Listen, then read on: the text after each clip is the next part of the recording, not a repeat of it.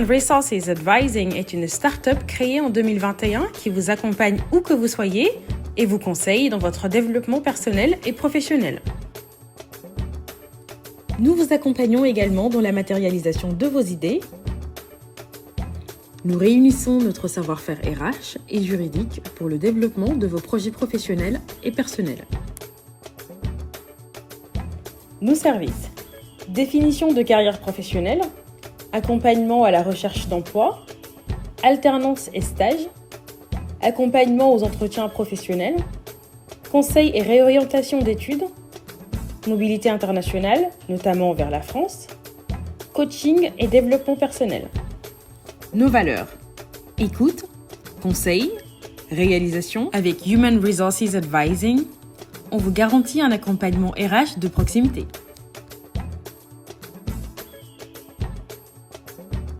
Mesdames, Messieurs, bonjour. Sommes-nous vraiment autre chose en tant qu'humains que les rêves que nous poursuivons ainsi que les espoirs qui les entretiennent ou qui les nourrissent? Le rêve et l'espoir sont-ils véritablement un mobile qui nous permettent de s'accrocher au réel? Pour parler de ce vaste sujet, j'ai envie de dire de cette question existentielle, je suis reçu au parc de la Tête d'Or par Mafama Gueye. Mafama, bonjour. Bonjour Bokar.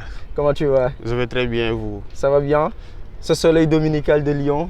Voilà, Lyon, comme vous le voyez, c'est la ville lumière. Et là, nous voilà un peu éclairés par le soleil et nous ne pouvons qu'être heureux en ces temps durs de pandémie. Si je devais te demander de te présenter devant nos nombreux followers sur YouTube, qu'est-ce que tu pourrais leur dire sur toi, ma femme, sur ta personnalité, sur ta conception de la vie, en fin de compte? Je dirais tout simplement que ma femme est un jeune étudiant de philosophie. Pour être très simple, un apprenti de la philosophie, quelqu'un qui aime la connaissance, la culture et tout ce qui tourne autour d'elle. Voilà, je suis auteur, je ne suis pas poète, mais je suis versificateur, parce que je pense que être poète est un idéal auquel je n'aurais pas la prétention de me réclamer. Par contre, je me définis en tant que versificateur, quelqu'un qui fait des vers, un autodidacte aussi critique littéraire qui lit des œuvres et essaie un peu de donner un peu ses points de vue par rapport à ses lectures. Et brièvement, je dirais aussi quelqu'un qui fait des articles de presse sur divers sujets d'actualité. D'accord, très intéressant mon femme. Le rêve et l'espoir sont-ils un mobile qui nous permettent de révolutionner, de s'accrocher, de tenir face au vivant, j'ai envie de dire face au réel? Qu'est-ce que tu en penses? Un vaste sujet. Un vaste sujet auquel je n'ai pas la prétention effectivement de donner la réponse définitive. Mais nous allons effectivement tenter, tant soit peu, de donner des pistes de réflexion.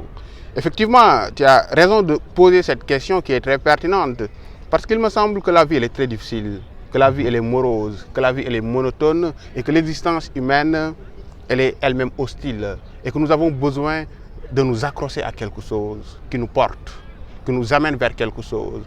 Et cela ne peut être, selon moi, que le rêve. Je pense à Hugo qui disait que l'avenir est un fantôme aux mains vides qui promet tout et n'a rien.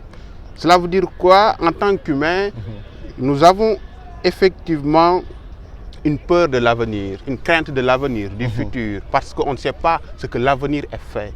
On ne sait pas ce que le temps nous réserve. Donc on est dans une inquiétude permanente et perpétuelle. De ce fait, on a besoin d'autres choses également. On a besoin si on est croyant, de s'accrocher à la religion, de s'accrocher à d'autres choses. Mais le rêve, pour moi, est ce mobile, est ce comment dire encore, et ce levier auquel tous les hommes peuvent s'accrocher pour nourrir leurs espoirs, comme vous l'avez dit tout à l'heure, mais pour aller vers leurs objectifs les plus ultimes.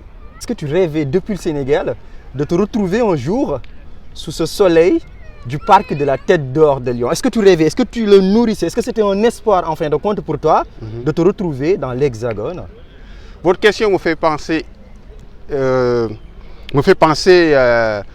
directement à Paul Valéry, qui disait que rêver un beignet, c'est un faux rêve. Rêver un beignet, c'est rêver quelque chose auquel, voilà, on ne peut pas avoir immédiatement. Mais il disait, voyager, c'est déjà rêver. Voyager, c'est déjà rêver. Cela veut dire quoi, effectivement? En tant qu'humain, le rêve nous porte, il nous transporte. Quand on rêve, on dépasse nos limites d'imagination. Et le rêve peut nous amener n'importe où dans le monde. Et effectivement, je rêvais me retrouver n'importe où dans le monde. Pas spécialement à Lyon? Pas spécialement à Lyon, mais le rêve, c'est ça. Il nous fait parcourir le monde. Il nous fait parcourir en réalité voilà, tous les espaces effectivement de ce monde auquel on aurait tout simplement la pleine latitude de s'y retrouver. Tu évoquais justement Paul Valéry. Il disait qu'en fait, rêver, c'est peut-être vivre. Il y a même des chanteurs qui te disent que tant qu'il y a la vie, il y a de l'espoir. Qu'est-ce que cela suscite en toi? Mais effectivement, Bokar, rêver, c'est vivre parce qu'effectivement, il n'y a que le rêve qui peut nous permettre vraiment de vivre. Parce que la vie en soi, elle est mystérieuse. La vie en soi ne décèle pas un sens qui nous est accessible, un sens qui nous suffit pour qu'on puisse supporter la monotonie de la vie. Et maintenant, pour vivre, on a exactement besoin de rêver. On a besoin de rêver et nous devons permettre aux jeunes, à tout le monde de rêver. Parce que le rêve est un élément consubstantiel même à l'existence de l'être humain, à l'humain. C'est inhérent à la vie de l'homme. Je dirais ça. Je dirais c'est intrinsèque même à la vie de l'homme. À la vie de l'homme. Je ne sais pas comment un homme qui ne rêverait pas pourrait supporter cette vie-là. Et je pense qu'aujourd'hui, les temps que nous traversons avec cette crise sanitaire, nous le vivons. Voilà, nous le vivons dans une temporalité de rêve, d'espoir. Parce que demain sera on aura peut-être un au-delà où tout n'est que bonheur, si je peux dire. Effectivement, aujourd'hui, on est là, confinés chez nous, on est là, contraints par des mesures. Voilà, c'est difficile, mais nous tenons. Nous tenons et nous supportons. Et nous tenons grâce à l'espoir qu'on a de... Effectivement, grâce à l'espoir qu'on a, grâce aux rêves qu'on a, effectivement, des lendemains meilleurs. Et c'est ça la puissance du rêve. Et je disais, effectivement, la dernière fois, quand on a vu des jeunes Sénégalais emprunter la mer, braver la mer, je me suis permis de dire que ces jeunes-là, on les a empêchés de rêver. On a cessé de créer des conditions de possibilité de rêve. Et quand, effectivement, on ne crée pas ces conditions de possibilité de rêve-là, la vie devient chaotique. Et donc pour toi, c'est nécessaire, c'est fondamental que l'être humain, dans son environnement immédiat, environnement social et économique, qu'il puisse rêver, qu'il puisse se dire, ah ben tiens, demain, j'ai la faculté, j'ai la possibilité d'avoir un avenir meilleur. Et donc pour toi, c'est ça qui le maintient j'ai envie de dire, dans les vicissitudes de l'existence. Mais tout à fait, Bokar, mais tout à fait. Le rêve est ce qui nous permet de rester debout face à tous les obstacles, face à toutes les épreuves. Quand on rêve, on est capable de soulever des montagnes. C'est ça la puissance du rêve. C'est exactement ça. N'importe quel être humain, peu importe où il puisse se trouver, et peu importe les conditions dans lesquelles il vit, il peut tenir s'il rêve. Parce qu'en réalité, il n'y a que le rêve en soi qui est la véritable richesse de l'homme. Une richesse qui en soi n'est pas privée aux uns ni aux autres. Tout le monde est capable de rêver. Et c'est ça la force du rêve. Le rêve n'est pas une disposition qui serait tout simplement le privilège de certains humains à d'autres. Donc finalement, le rêve devient même un lieu d'égalité de l'humanité. On s'y retrouve tous. Et c'est ça la puissance du rêve. Et moi, j'ai envie de dire à tout le monde, l'autre fois, une personne m'a demandé, quand j'ai fait un post là-dessus, il m'a dit, ma femme, moi je suis toujours inquiet par rapport à l'avenir. Est-ce que c'est parce que je ne rêve pas? Je lui dis, essaie un peu d'imaginer, de donner une certaine vie, un peu à ton avenir, tu le vis dans ton esprit, dans ton imagination, tu verras que tu seras moins inquiet de ce que l'avenir sera fait. Parce qu'en fait, le rêve, en réalité, il nous permet quelque part de se projeter. Mais attention. Parce que l'individu, d'abord, c'est un être de projection, disait Jean-Paul Sartre. Tout à fait, de projection. L'humain, parce que ce qui le dépasse, le passé, il ne s'en souvient plus. Ou il peut s'en souvenir, mais c'est déjà passé.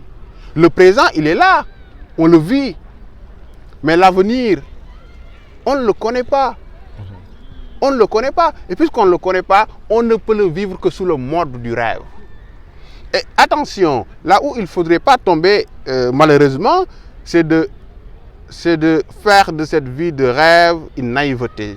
C'est-à-dire? Cela veut dire quoi? Cela veut dire qu'il ne faut pas se dire que j'ai des rêves. Ouais. Effectivement, ces rêves-là, tant que je l'ai, cela peut me suffire. Non, cela implique la responsabilité également. D'accord. Parce qu'il faut vivre ses rêves. Ouais. Il ne faut pas rester, voilà. Il ne faut pas rêver sa vie. Il ne faut pas rêver sa vie, mais il faut vivre ses rêves. C'est ça la formule, elle est trouvée. Merci beaucoup, je vous en remercie.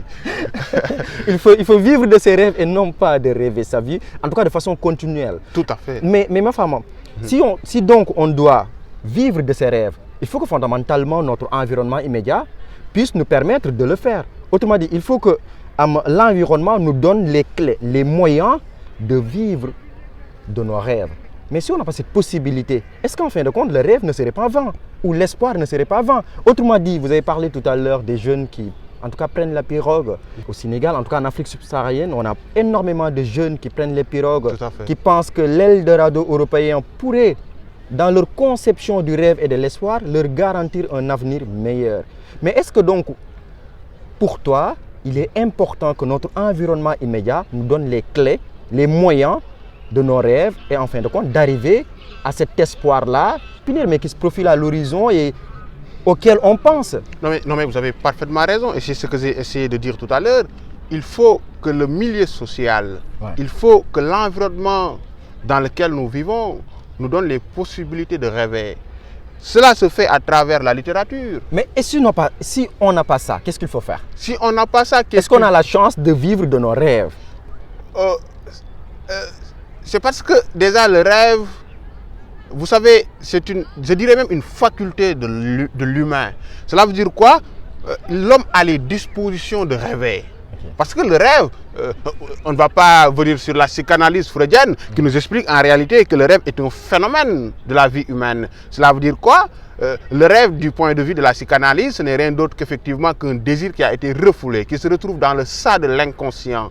Et puisque ce désir n'a pas été réalisé, il surgit à travers le rêve quand on dort. Mais là, par rapport au point de vue que nous parlons, c'est le rêve qui nous permet de tenir au réel. Ce rêve-là, en fait, certes, il demeure en l'humain, c'est quelque chose qui est intrinsèque à l'humain, mais il faut le réveiller, il faut le secouer. En faisant quoi? Mais en créant effectivement les conditions qui puissent permettre effectivement au rêve de surgir et de prendre ses ailes. Ça se fait à travers l'éducation, ça se fait à travers la littérature, ça se fait à travers des politiques qui effectivement permettent aux jeunes de se dire que demain je serai tel ou quand on était enfant. On nous demandait souvent qu'est-ce que vous rêvez de devenir. Et on disait, moi je rêvais de... Je veux être avocat, je veux être médecin. Je veux être enseignant, je veux être ceci, je veux être cela. Et quand on rêvait petit, les adultes nous disaient, mais rêvez grand. Rêvez grand. Cela veut dire quoi? Le rêve, en réalité, il nous propulse en réalité vers des auteurs. Vers des auteurs. Et c'est parce qu'il nous projette vers des auteurs que le rêve nous amène à dépasser nos limites. À dépasser carrément nos limites et à tendre en réalité vers des objectifs auxquels, au moment où on les pense, on se dit incapable de les accomplir.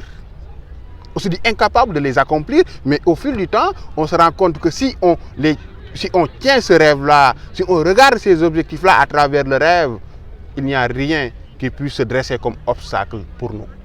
C'est magnifique, ma femme. Qu'est-ce que tu penses de cette si belle formule de Jean-Paul Sartre qui dit, je cite, que, en fin de compte, l'être humain, c'est un être de projet, c'est un être de projection qui se déploie sans cesse vers l'avant Et donc, en fin de compte, il disait qu'effectivement, l'être humain, le rêve et l'espoir, combinés à la vie, nous sommes dans un trident où nous avons un triptyque auquel l'humain s'attache fondamentalement.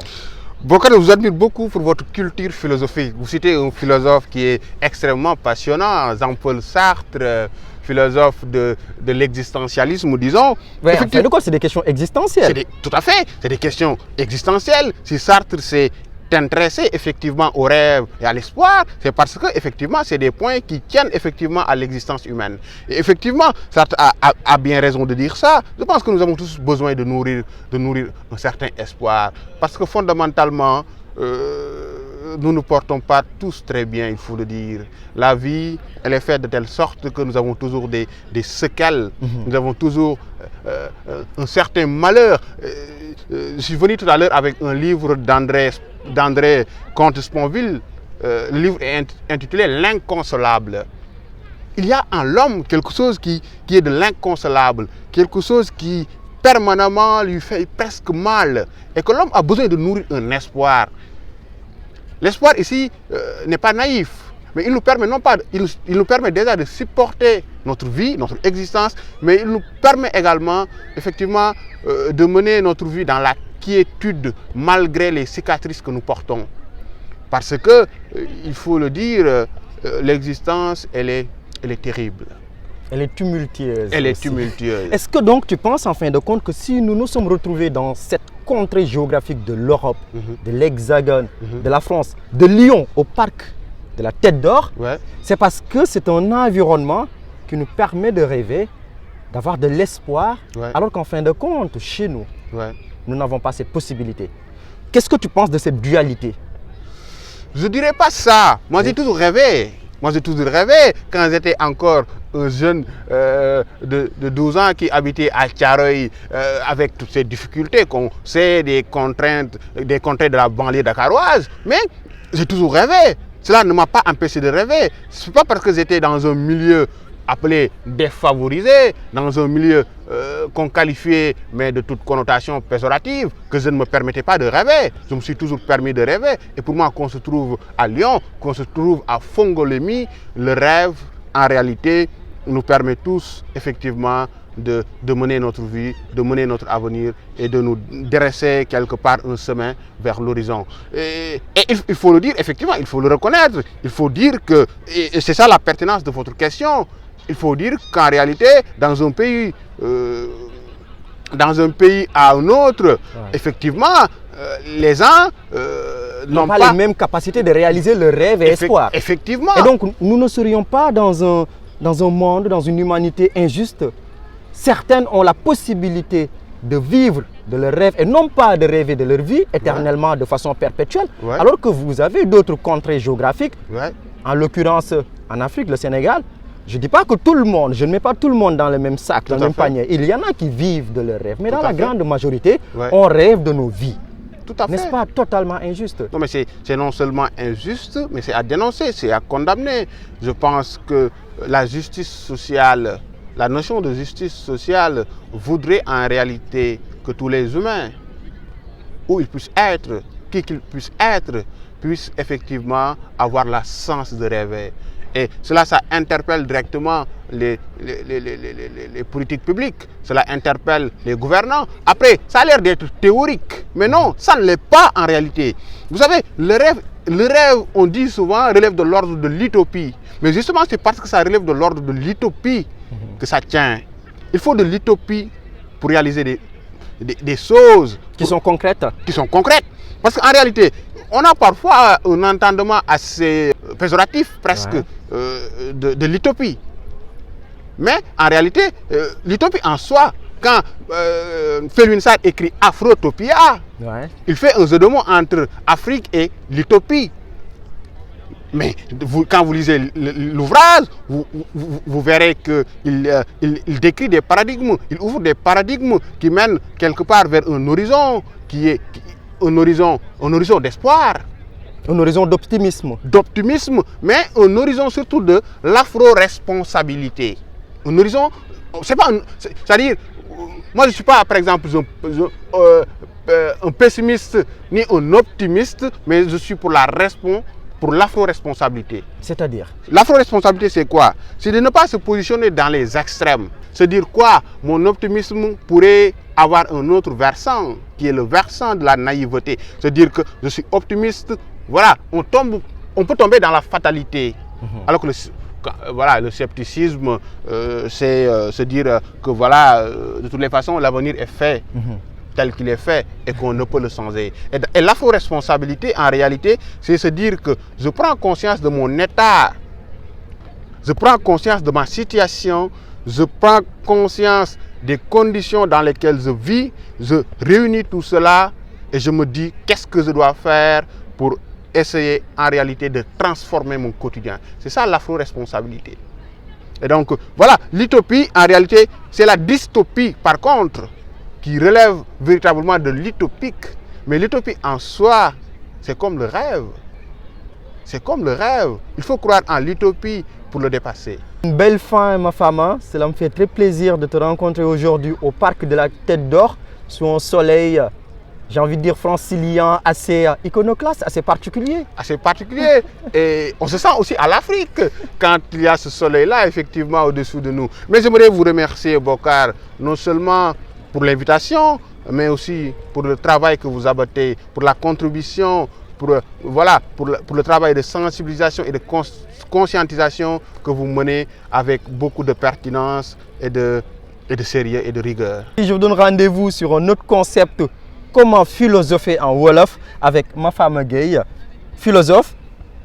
Apprenti philosophe, je dirais, philosophe, on verra dans l'avenir, on verra avec le rêve que je mène où effectivement j'arriverai.